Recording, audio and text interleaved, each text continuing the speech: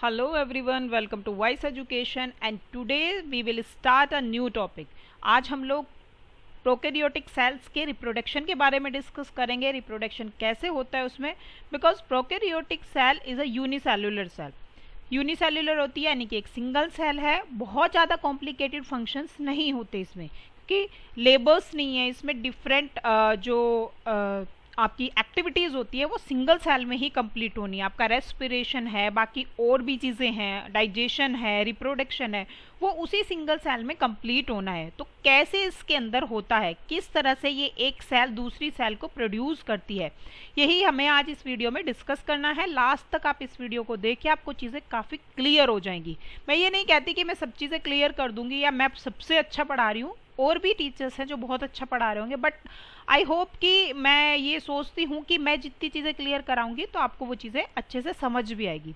So let's start the reproduction in the prokaryotic cell. हम लोग क्या करेंगे कि प्रोकैरियोटिक सेल में जो रिप्रोडक्शन होता है, या you can say the production of the new cells in the prokaryotes. Prokaryote में कैसे न्यू सेल का प्रोडक्शन होता है. Normally we know about the reproduction are of two type, asexual reproduction and sexual reproduction. दो type के reproduction होते हैं. Prokaryotic cells में जो एसेक्सुअल रिप्रोडक्शन है वो तो नॉर्मली प्रेजेंट रहता ही है. सेक्सुअल रिप्रोडक्शन इसमें क्लियर नहीं है, लेकिन according to some scientist conjugation is a type of the recombination का एक टाइप होता है, जिसे कि बोल दिया जाता है कि सेक्सुअल रिप्रोडक्शन की तरह से वर्क करता है, बट एक्चुअली में वो सेक्सुअल रिप्रोडक्शन नहीं होता. Okay, so let's start the first of all the asexual reproduction. और एसेक्सुअल रिप्रोडक्शन में इसको अलग से डिफाइन नहीं करते, बल्कि क्या देखते हैं हम लोग सिर्फ ये देखते हैं कि इसके अंदर एक प्रोसेस होता है, that is the binary fission. Binary fission, you are familiar to this term. अगर आपने बायो पढ़ी हुई है तो आपको पता होगा कि बाइनरी फिजन में हम लोग अमीबा में भी पढ़ा होगा कभी आपने, कि उसके अंदर जो प्रोडक्शन होता है, जो दो सेल्स बनती है, वो बाइनरी फिजन से बनती है. बाइनरी जो वर्ड है, बाई से मतलब क्या होता है, टू, यानी कि जो सेल का फॉर्मेशन है, दो सेल का फॉर्मेशन होगा. फिजन का मतलब होता है डिवाइड हो जाना या टूट जाना या ब्रेक डाउन हो जाना. तो दो सेल्स बनती है टूट करके, उसी को हम लोग बोलते हैं binary fission. Most prokaryote reproduce asexually through a process that is called binary fission. यानी कि ये बहुत ही कॉमन होता है प्रोकैरियोट में, और मोस्टली यही होता है. During binary fission the single DNA molecule replicates हो जाता है, यानी कि ओरिजिनल फॉर्म से कैसा हो जाता है, वो डबल हो जाता है, क्योंकि बाद में दो सेल्स फॉर्म होनी है जिसके अंदर इक्वली वो डिस्ट्रीब्यूट होना है. तो डीएनए मॉलिक्यूल क्या होगा, रेप्लिकेट होगा, मींस उसके अंदर रेप्लिकेशन होगा, जिससे कि वो इक्वली डिवाइड हो जाए डॉटर सेल्स के अंदर. डिवीजन के बाद जो सेल्स बनते हैं हम उसको डॉटर सेल बोलते हैं, और वही इसमें बताया हुआ भी है. तो बाइनरी फिजन में एक्चुअली में होता क्या है. बाइनरी फिजन में जैसे कि नॉर्मली हम लोग इस तरह की सेल की बात करें, जैसे कि ई कोलाई का ही हम एग्जाम्पल लेते हैं, तो उसके अंदर इस तरह से सेल है, और यहाँ पर क्या है, इसका कोई डीएनए का पिगमेंट है. तो नेक्स्ट में क्या होता है कि ये जो डीएनए का पिगमेंट है वो अटैच हो जाता है मेम्ब्रेन के साथ. मेम्ब्रेन के साथ अटैच होने के साथ साथ वो डुप्लीकेट भी हो जाता है, यानी कि इसका दूसरा फॉर्मेशन भी यहाँ पर हो जाएगा. और उसके बाद लास्ट में क्या होता है, ये जो सेल होती है ये यहाँ से पिंच हो जाती है हल्की सी, और जो सेपरेशन है, हम लोग इसमें दूसरा कलर भी शो कर सकते हैं, कि इसके अंदर जो रहता है, जो न्यूक्लियर जो डीएनए मटेरियल है, सपोज करो ये येलो कलर का मैंने शो किया हुआ है, ये दूसरा बन गया है. तो यहाँ पर जो दूसरा है वो आ गया है, और जो फर्स्ट वाला हमारा ऑलरेडी था वो किसके अंदर प्रेजेंट है, ऑलरेडी वो प्रेजेंट रहेगा इस सेल के अंदर. और फाइनल में जाकर के ये सेल क्या हो जाएगी, दो सेल में डिवाइड हो जाती है. This is the binary fission. और ये राउंड बन गई है, बट एक्चुअली में हमें रोड शेप स्ट्रक्चर शो करनी है. ओके, तो इस तरह से दो सेल बन जाएगी प्रोकैरियोट्स में. अब इसके स्टेप्स हम लोग देख लेते हैं. Binary fission begins with DNA replication. DNA replication के साथ होता है of the single DNA molecule. ये तो हमें पता ही है कि प्रोकैरियोट में एक सिंगल डीएनए मॉलिक्यूल होता है. Both copies of DNA attach to cell membrane, जो अभी मैंने बताया है कि वो सेल मेम्ब्रेन से जाकर के क्या होती है, अटैच हो जाती है. Next the cell membrane begins to grow. जो सेल मेम्ब्रेन होती है वो ग्रो करना शुरू करती है between the two DNA molecule, और वो क्या होती है, पिंच हो जाती है इनवर्ड डायरेक्शन में. Once the bacterium just about doubles its original size. जैसे ही जो बैक्टीरियम होता है वो लगभग डबल दिखने लगता है साइज का, तो सेल मेम्ब्रेन बिगेन हो जाती है पिंच इनवर्ड, अंदर की तरफ वो पिंच हो जाती है या दब जाती है या धस जाती है, जिससे कि दो सेल का फॉर्मेशन इजीली हो जाए। A cell wall then forms between the two DNA molecule dividing the original cell into two identical daughter cell. Identical यानी कि सिमिलर, ऑलमोस्ट सिमिलर, ठीक है। तो वो कैसी हो जाती है, दो आइडेंटिकल डॉटर सेल में कन्वर्ट हो जाती है मोस्टली। और वैसे भी बाइनरी फिजन से कोई रिकॉम्बिनेशन नहीं होता, कोई वेरिएशन प्रोड्यूस नहीं होती। This is the most important point कि इसके अंदर क्या होता है। Although E. coli and other bacteria most commonly reproduce by binary fission, this mode of reproduction does not produce any genetic variation. कोई जेनेटिक वेरिएशन इस प्रोसेस के through नहीं होता, यानी कि कोई भी नई सेल इससे डेवलप नहीं होगी। नई सेल से मतलब नई सेल होगी, लेकिन वो कैसी होगी, अपनी ओरिजिनल जैसी होगी, उसके अंदर कोई डिफरेंस नहीं होगा, कोई न्यू कैरेक्टरिस्टिक उसके अंदर प्रोड्यूस नहीं होगी। क्लियर। अब ये स्टेप्स इसमें वन बाय वन यही दिए हुए हैं। क्या हुआ, ये अटैचमेंट साइट हो गई है। यहाँ पर जो ये पोर्शन रहता है जिसमें आपका प्रेजेंट होता है डीएनए वाला, तो उसको हम न्यूक्लियोइड बोलते हैं। तो न्यूक्लियोइड वाला पोर्शन, ये डीएनए वाला पोर्शन जाकर के इससे अटैच हो गया। उसके बाद prokaryote parent cell initiate replication करती है। A copy of the cell's DNA is created. ये अलग कलर से जो शो किया हुआ है, ठीक है। तो ये क्या है, ये कॉपी दूसरी बन गई है, ये ओरिजिनल है। उसके बाद यहाँ पर क्रॉस वाल बन गई है और धीरे धीरे क्या बना लेगी, सेल वाल का फॉर्मेशन हो जाएगा। इसके यहाँ पर आकर के जो सेल वाल के कंपोनेंट होते हैं वो दूसरे प्रोसेस से आकर के यहाँ पर प्रोटीन्स वगैरह के मॉलिक्यूल बाइंड होना शुरू हो जाएंगे और फिर उसके बाद कंप्लीटेड सेल वॉल फॉर्म हो जाएगी, जिससे कि ये दो टोटल सेल प्रोड्यूस हो जाएगी। This is the binary fission. Normally भी हम अमीबा वगैरह में जब देखते थे तो वो भी यही होता था, सेम प्रोसेस, कि हम क्या देखते थे उसके अंदर कि अमीबा की स्ट्रक्चर कुछ ऐसी है, फिर उसके बाद में अमीबा में अंदर की तरफ ऐसे कुछ हो गया और यहाँ पर इस तरह से दो स्ट्रक्चर इसके अंदर प्रोड्यूस हो गई, ठीक है। तो यहाँ से ये क्या हो गई है, यहाँ से ये फिर पिंच ऑफ हो जाती थी, यानी कि दो अमीबा इस तरह से फॉर्म हो जाती थी, क्योंकि अमीबा की तो कोई भी स्ट्रक्चर हो सकती है तो वो कोई भी फॉर्म कर लेती थी। इस तरह से दो सेल बन जाती थी, राइट। तो ये होता है बाइनरी फिजन। नेक्स्ट जो है, अब जो रिकॉम्बिनेशन अभी बोला कि इसके थ्रू नहीं होता, तो फिर रिकॉम्बिनेशन कैसे होता होगा बैक्टीरिया में। अब यही सवाल आता है माइंड में कि कैसे रिकॉम्बिनेशन होता होगा। ऐसे तो नहीं है कि बैक्टीरिया एक ही टाइप के सारे प्रेजेंट है, कुछ ना कुछ तो मॉडिफिकेशन उनके अंदर हुआ है, तो वो कैसे होता है। This is the next topic, prokaryotic recombination. In recombination gene, इसमें क्या होता है, जो जीन होते हैं one prokaryote are incorporated into the genome of another prokaryote. अगर जीन दूसरे के साथ बाइंड हो जाएगा तो कुछ कैरेक्टरिस्टिक फर्स्ट वाले प्रोकैरियोट की होगी और कुछ कैरेक्टरिस्टिक दूसरे प्रोकैरियोट की हो सकती है। इसी वजह से जेनेटिक वेरिएशन क्रिएट होता है। Genetic variation with in prokaryotes is accomplished through the recombination, और इसी रिकॉम्बिनेशन से जेनेटिक वेरिएशन होगा। नॉर्मली इसके लिए कोई अलग से नहीं होता रिकॉम्बिनेशन में, क्योंकि सेक्सुअल रिप्रोडक्शन तो नहीं होता। अगर ह्यूमन बीइंग में या जिस भी ऑर्गेनिज्म में रिप्रोडक्शन का जो सेकंड पार्ट होता है सेक्सुअल रिप्रोडक्शन, रिकॉम्बिनेशन उसी से होता है और वेरिएशन भी वहीं से क्रिएट होती है। But in the case of prokaryotic cell we can see there is a different method. Recombination is accomplished in bacterial reproduction by the process of conjugation, transformation and transduction. Transduction से हो सकता है या फिर transformation से होता है या फिर कॉन्जुगेशन से हो सकता है। अब हम वन बाय वन इनको डिटेल में डिस्कस करते हैं। Next is the conjugation. Conjugation में एक्चुअली में क्या होता है, कॉन्जुगेशन में जो आपका ये है जो बैक्टीरिया है connect through a protein tube called tube like structure that is called pilus. Pilus हमने स्टार्टिंग में पढ़ी थी स्ट्रक्चर में कि उसके अंदर एक कैसी रहती है, एक फ्लैजिला जैसी। फ्लैजिला काफी लार्ज होता है साइज में, लेकिन पाइलस कैसी होती है, छोटी छोटी स्ट्रक्चर होती है। तो उसके थ्रू वो क्या होता है, अपने जो जीन रहता है या फिर उसका जो जेनेटिक कंपोनेंट्स है वो ट्रांसफर हो जाता है दूसरे सेल के अंदर और थ्रू दी पाइलस, यानी कि ये एक ट्यूब लाइक स्ट्रक्चर बना देती है, जैसे कि यहाँ पर शो किया हुआ है। चलो हम पहले ऐसे ही फिगर में देख लेते हैं। जैसे सपोज करो ये एक सेल है हमारे पास और इसके पास ये क्या है, ये पाइलस है, ठीक है। दूसरी सेल हो गई, उसके पास भी इस तरह से पाइलस है। दूसरी सेल को हम लोग दूसरे कलर से शो कर सकते हैं, but it's time consuming. Just आप लोग देख लीजिए कि इसमें क्या हो रहा है। तो उसके बाद में ये दोनों पाइलस क्या होंगी, एक दूसरे से बाइंड कर जाएंगी और कुछ टाइम के बाद इनके अंदर की जो सेल वॉल है वो डिसॉल्व हो जाएगी, ठीक है। और इसके लिए ये क्या है, ये इसका प्लाज्मिड हो गया है, इसके अंदर नहीं है, ये रेसिपिएंट सेल है।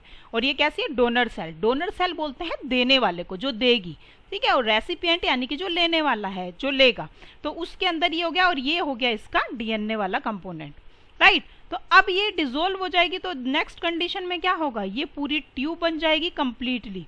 और इसके थ्रू यहां से सेल के अंदर इसका डीएनए वाला पार्ट यहां से ट्रांसफर करके इसके अंदर पहुंच जाएगा।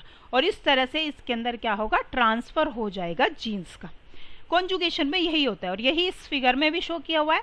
ये क्या है, क्रोमोसोमल डीएनए हो गया, ये हो गया एफ प्लाज्मिड। अब जिसके पास एफ प्लाज्मिड है तो हम लोग उसको शो कर देते हैं एफ पॉजिटिव सेल से, और जिसके पास नहीं है यानी कि इसके पास इसकी कमी है तो इसको बोल देते हैं एफ नेगेटिव सेल्स। सेकेंड चीज जो इस फिगर में शोन किया हुआ है वो दिखाया हुआ है आपको प्लाज्मिड से ही, ठीक है, कि प्लाज्मिड का ट्रांसफर हुआ। लेकिन कुछ केसेस में आप देखोगे यहाँ पर क्या होता है, डीएनए का कंपोनेंट भी नहीं होता और प्लाज्मिड के साथ साथ इसके कुछ जीन वाले पार्ट भी इसके अंदर एंटर कर जाते हैं। अब जो प्लाज्मिड होता है उसकी अपनी एबिलिटी होती है रेप्लिकेट करने की, उसके पास ओरिजिन साइट ऑफ रेप्लिकेशन होती है। ओरिजिन साइट यानी कि जहां से रेप्लिकेशन हो सकता है।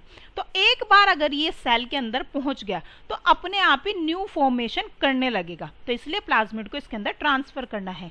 यही एक तरह से कॉन्जुगेशन वाला पार्ट है। ये पाइलस है, ठीक है, इसने फॉर्म कर दिया। अगर इसके पास में सपोज करो ये पाइलस होता तो इस तरह से फॉर्मेशन हो जाती। कुछ बुक्स में आप लोग देखोगे कि दोनों में प्रेजेंट रहती है, कुछ में एक में भी शो किया हुआ है। ये बाइंड हो गया, उसके बाद यहाँ से क्या होगा, ये सेल वॉल जो है वो डिसोल्व हो जाती है कंप्लीटली और ये अटैच हो जाती है कंप्लीटली सेल्स। यहाँ से ये ट्रांसफर हो जाता है और उसके बाद दोनों सेपरेट हो जाती है। ये हो जाती है आपकी ओरिजिनल डोनर जो पहले से प्रेजेंट थी, और जो पहले एफ नेगेटिव थी वो भी कैसी हो जाती है, एफ पॉजिटिव, यानी कि इसके अंदर वो प्लाज्मिड एंटर कर जाता है। क्लियर। तो इसी तरह से कॉन्जुगेशन होता है। नेक्स्ट जो है that is the transformation. Transformation में क्या होता है, ट्रांसफॉर्मेशन में जो डीएनए होता है वो जो नेक्ड डीएनए है, मतलब वहां पर तो डीएनए क्या था कॉन्जुगेशन में, ऑलरेडी सेल से ट्रांसफर होता है सेल टू सेल। इसके अंदर क्या होता है कि बाहरी जो डीएनए प्रेजेंट है, ऐसे ही नेक्ड मटेरियल यानी कि उसके बाहर कोई भी सेल नहीं है, वो ट्रांसफर होता है। इन transformation bacteria take up DNA from their surrounding environment and the DNA is transported across the bacterial cell membrane and incorporated into the bacterial cell DNA। Means ये हुआ कि अगर हमारे पास ये कोई सेल है तो बाहर यहाँ सपोज करो कोई दूसरा क्या है, ये डीएनए प्रेजेंट है, ठीक है, ये डीएनए के पिगमेंट है। तो वो डीएनए के पिगमेंट और इसके पास अपना अंदर ये है, मतलब कि हम लोग दूसरे कलर से शो कर सकते हैं, पर सपोज करो मैंने ये किससे दिखा दिया, थोड़ा डार्क सा कर दिया, ठीक है। तो इसके साथ ये बाइंड हो जाएगा। जब यहाँ ट्रांसफॉर्मेशन होगा तो ये क्या करेगा, इस सेल के अंदर ये अपना डीएनए था जो कि डार्क वाला था, राइट, तो ये तो है ही, और इसके साथ में ये भी अटैच हो जाता है जो कि लाइट से शो किया हुआ है। तो इस तरह से ट्रांसफॉर्मेशन हो जाएगा। मींस इसके जीन्स जो बाहर ये प्रेजेंट है डीएनए, इसके जीन्स भी इसके अंदर पहुंच जाएंगे। This is a transformation. Here is a transformation with the DNA fragment, और यहाँ पर दिखाया प्लाज्मिड से, वही जैसे कॉन्जुगेशन में था, कुछ कुछ चीजें वैसी ही है, बस एकदम से डायरेक्टली नहीं है। इसके अंदर क्या होता है, ये डीएनए फ्रेगमेंट यहाँ प्रेजेंट है, ये बैक्टीरियल क्रोमोसोम है, शो किया हुआ, ये एक सेल है। सेल को ये कैसे ले, इसके लिए भी अलग से स्टेप्स होते हैं कि इसको सेल को पहले हम होस्ट सेल में कन्वर्ट करते हैं, यानी कि वो जल्दी से इन डीएनए को क्यों लेगी, हर सेल तो नहीं ले सकती। इसके अंदर सेल के अंदर क्या होना चाहिए, कुछ पोर्स क्रिएट किए जाते हैं, वो अलग फिनोमिना होता है। मतलब ये कॉम्प्लिकेटेड प्रोसेस है, देखने में हम लोग सोचते हैं कि बस उठा करके इसको रख दिया और ये अटैच हो गया, ऐसा नहीं होता। इसको सबसे पहले हम लोग कुछ प्रोसेस के थ्रू ट्रांसफर कराते हैं, जैसे कि कैल्शियम आयंस वगैरह यूज किए जाते हैं, जिससे कि ये कैसी हो जाती है, परफोरेटेड हो जाती है सेल वॉल, और इन परफोरेटेड सेल वॉल के थ्रू ये डीएनए फ्रेगमेंट क्या होते हैं, अंदर एंटर कर सकते हैं।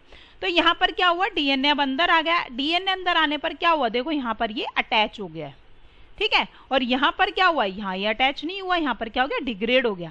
तो हमें क्या चाहिए थी कंडीशन, हमें ये चाहिए स्टेबल ट्रांसफॉर्मेशन इसको बोलेंगे, क्योंकि जो रिकॉम्बिनेशन हमें चाहिए, रिकॉम्बिनेशन क्या होता है, रिकॉम्बिनेशन यानी कि रिकम्बाइन करना किसी चीज को, दो को हमें चीजों को कंबाइन करना है, तो न्यू फॉर्मेशन तभी तो होगा। तो ये हमें चाहिए होता है, ये हमारे किसी यूज का नहीं होता, इसीलिए इसको बोल देते हैं अनसक्सेसफुल ट्रांसफॉर्मेशन। ट्रांसफॉर्मेशन का मतलब ही यही है कि ये जाकर के इसके साथ बाइंड करे। अब ये क्यों कराते हैं, क्या रीजन है, इसका बेनिफिट क्या है, ये सब हम बायोटेक्नोलॉजी के पार्ट में करेंगे, राइट। और यहाँ पर प्लाज्मिड को दिखा हुआ है सेम तरीके से कि डीएनए प्लाज्मिड है, अगेन फिर से होस्ट सेल प्रिपेयर की जाएगी और प्लाज्मिड अंदर एंटर कर जाएगा, अगेन स्टेबल ट्रांसफॉर्मेशन। क्लियर, ठीक है। अलग से मैं एक वीडियो में बनाऊंगी भी ये 1 बाय 1 करके, जिससे कि आपको डिटेल में चीजें बिल्कुल क्लियर हो जाएं कि ये कैसे होता है, कैसे कॉन्जुगेशन होता है और कैसे आपका ये ट्रांसफॉर्मेशन होता है और ट्रांसडक्शन होता है। अभी आप लोग इतना ही समझ लीजिए कि ये कुछ स्टेप्स हैं जो कि रिप्रोडक्शन की तरह से यूज किए जाते हैं प्रोकैरियोटिक सेल में। जो नेक्स्ट है that is the last one is transduction. अब ट्रांसडक्शन में क्या करते हैं, ट्रांसडक्शन में भी यही प्रोसेस होना है, मतलब फाइनल रिजल्ट हमें ये मिलना है कि हमें जो डीएनए मिले वो कॉम्बिनेशन में हो, मींस कुछ पार्ट किसी और डीएनए का हो और कुछ पार्ट इसका खुद का हो, ये हमें कंडीशन चाहिए। लेकिन ट्रांसडक्शन में जैसे उसके साथ तो डायरेक्टली हो रहा है, लेकिन इसके अंदर हम लोग एक वेक्टर यूज करते हैं। अब वो वेक्टर क्या होता है, वेक्टर यानी कि जो लेकर के जाता है किसी चीज को, उसको बोलते हैं vector. Vector just like a vehicle, जैसे कि ट्रांसपोर्ट का काम करते हैं व्हीकल, एक जगह से दूसरी जगह सामान को पहुंचा देते हैं या पैसेंजर को पहुंचाते हैं, सेम वही चीज करते हैं वेक्टर्स। और यहाँ पर जो हमारा वेक्टर है वो होता है bacteriophage. Bacteriophage is a virus that infect the bacteria. ये एक टाइप का वायरस होता है जो इन्फेक्ट करता है बैक्टीरिया को। एड्स जैसे कि नेम से ही पता चल रहा है, बैक्टीरियोफेज, फेज होता है खाने वाला, किसको खा जाएगा, बैक्टीरिया को। Transduction involves exchange of bacterial DNA through viral infection, यानी कि वायरस से इन्फेक्शन कराएंगे तब ट्रांसडक्शन होगा। Viruses that infect bacteria transfer bacterial DNA from previously infected bacteria to any additional bacteria that they infect। अब होता क्या है इसमें, हम डायग्राम से ही डायरेक्टली समझ लेते हैं। ये क्या है, बैक्टीरियोफेज वायरस है, राइट। बैक्टीरियोफेज वायरस इस तरह की स्ट्रक्चर का ही होता है, इसके अंदर यहाँ पर डीएनए का कंपोनेंट होता है यहाँ ऊपर, ठीक है। तो ये क्या करता है, और हाँ ये स्पेशलिटी होती है कि ये जब भी इन्फेक्शन क्रिएट करता है तो ये हमेशा डीएनए वाला पोर्शन ही अंदर पहुंचाता है, बाहर की जो प्रोटीन वाली कवरिंग होती है वो हट जाती है, ये भी माइंड में रखना है आपको। तो ये क्या हुई, आपकी बैक्टीरियल सेल हो गई, होस्ट बैक्टीरियल सेल। देखो ये वर्ड आ गया होस्ट, यानी कि हम प्रिपेयर करेंगे पहले बैक्टीरियल सेल को कि वो उसको इन्फेक्शन उसके अंदर हो सके। ये क्या हुआ, फेज डीएनए आ गया, यानी कि जो बैक्टीरियोफेज का क्या था डीएनए वाला पार्ट था वो अंदर आ चुका है, ये अंदर आ गया। उसके बाद डिफेक्टिव फेजेस, अब इसने आकर के क्या किया, रेप्लिकेशन वगैरह शुरू किया, अपने बहुत सारे कंपोनेंट बना दिए, उसके बाद अपनी प्रोटीन प्रोड्यूस कर दी। इस तरह से बहुत सारे फेजेस इसके अंदर प्रोड्यूस हो गए यहाँ पर, राइट। फेजेस इंजेक्ट डीएनए, यहाँ पर क्या किया इसने, इंजेक्ट किया डीएनए को। Phage enzyme breaks down host DNA. हाँ एक चीज और, इसने अपना डीएनए तो पहुंचाया ही, प्लस इसके कुछ एंजाइम्स भी आते हैं जो इसको ब्रेक डाउन कर देते हैं। और ये किसका है, जो क्रोमोसोम है या फिर कंपोनेंट है, डीएनए कंपोनेंट, ये किसका है, बैक्टीरियल सेल का, जो कि यहाँ पर पूरा आपको स्टार शेप का ये दिखाई दे रहा है। ये यहाँ पर ब्रेक डाउन हो गया, यानी कि इसके पीसेस बन गए। अब ये पीसेस के साथ में कुछ अपने पीसेस और कुछ इसके पीसेस के साथ में ये क्या करेगा, सेल जो है क्रिएट करने लगेगी न्यू फेजेस, क्योंकि इसे अपना सिस्टम तो ये यूज नहीं करता। वायरस कभी भी अपना सिस्टम नहीं यूज करता, वो क्या करता है, वो होस्ट सेल का ही सिस्टम यूज करता है रेप्लिकेशन वगैरह के लिए। तो इसलिए इसको इसके डीएनए के साथ बाइंड करना पड़ेगा, जिससे कि वो अपनी और ज्यादा सेल्स प्रोड्यूस कर सके। नेक्स्ट जो है इसके अंदर जो दिखाया हुआ है वो क्या है, transducing phase insert donor DNA. अब यहाँ पर क्या करेगा, ये जो फेज यहाँ से ये हो रहा है, यहाँ से निकल रहा है, इसके अंदर क्या हो रहा है, ये रेसिपिएंट सेल है, रेसिपिएंट सेल के अंदर इसने ये प्रोड्यूस कर दिया। और उसके बाद 7th में जा करके ये प्रोडक्शन हुआ और ये यहाँ पर अगेन फिर से इसने दूसरी सेल को इन्फेक्शन किया, ये यहाँ से रिलीज हो गया। रिलीज होने के बाद ये दूसरी सेल पर पहुंच गया, अगेन फिर से रेसिपिएंट सेल आ गई ना, ठीक है। तो इसके अंदर इसने क्या कर दिया, फिर से वही जा करके रिकॉम्बिनेशन कर दिया और ये जो बन गया, ये बन गया आपका ट्रांसड्यूस्ड बैक्टीरिया, ठीक है। आप वीडियो को दोबारा देखेंगे तो चीजें क्लियर होगी। देखो यहाँ पर क्या हुआ है, इसने अपना डीएनए रिलीज किया, डीएनए रिलीज करने के बाद प्लस इसका भी कट कर दिया, तो ये तो फंक्शन नहीं करेगा बल्कि ये इसके साथ बाइंड हो जाएगा। और इसके अंदर दो प्रोसेस और होते हैं, लाइसोजेनिक और लिटिक, यानी कि जो इसका लाइफ साइकिल है ट्रांसडक्शन के थ्रू फेजेस का, बैक्टीरियोफेज का, वो दो इस तरह से होता है, जो लाइफ साइकिल कंप्लीट होता है। एक के अंदर तो क्या रहता है, ये इस तरह से प्रोडक्शन करता है, और दूसरे के अंदर क्या रहता है, ये बाइंड हो जाता है इसकी होस्ट सेल के साथ, और उसी के साथ बाइंड होते होते सेल के साथ ही प्रोड्यूस होता रहता है। तो ये दो कंडीशन होती है जो हम लोग डिटेल में आप किसी वीडियो में आप देख भी सकते हो, जो मैं वीडियो आगे बनाऊंगी। लेकिन अभी इतना समझ लीजिए, ये इसके साथ बाइंड हुआ, उसके बाद बाइंड होने के बाद ये जो प्रोड्यूस हुआ ये कैसा होगा, इन्फेक्टेड होगा। अब इन्फेक्टेड में क्या होगा, जो ये फेज डीएनए अब यहाँ से निकलेगा इन सेल से, क्योंकि कभी ना कभी तो ये ब्रेक डाउन होगी। जब ये बहुत ज्यादा भर जाएगा तो इसकी सेल वॉल ब्रेक डाउन हो जाएगी और ये फ्री हो जाएंगे। तो ये जो है ये क्या करेगा, इन्फेक्शन क्रिएट करेगा। अब ये जाकर के दूसरी सेल के साथ बाइंड करेगा, फिर वहां पर रिकॉम्बिनेशन करेगा और बैक्टीरिया को क्या कर देगा, ट्रांसड्यूस कर देगा या बैक्टीरिया को कन्वर्ट कर देगा, उसके अंदर रिकॉम्बिनेशन क्रिएट कर देगा। क्लियर? तो इस तरह से कंप्लीट हो जाता है रिप्रोडक्शन वाला पार्ट। आई होप आपको चीज़ें क्लियर हुई होगी। थोड़ा कॉम्प्लिकेटेड है, बहुत डिटेल में मैंने ये चीज़ कराई है। कुछ बुक्स में आपको मिलेगा, कुछ में नहीं मिलेगा। अगर आपको इसकी नीड है तो आप डिटेल में कीजिएगा, नहीं तो कोई नीड नहीं है तो बस जस्ट ब्रीफ में देख लीजिए, जो कि डेफिनेशन मैंने 1 लाइन में आपको यहाँ पर दी हुई है सभी की अलग से। अगर आपको लगता है कि नहीं डिटेल में अच्छे से हमें पढ़ना है तो फिगर के थ्रू जो एक्सप्लेनेशन है आप लोग उसको अच्छे से देख सकते हैं। Okay, thank you so much. I hope आपको चीज़ें क्लियर हो गई होंगी। अगर चीज़ें क्लियर हो रही हैं तो मेरी वीडियो को लाइक कीजिए और अपने फ्रेंड्स को शेयर कीजिए, जिससे कि उनके भी डाउट्स क्लियर हो सके। Thank you so much, take care and bye.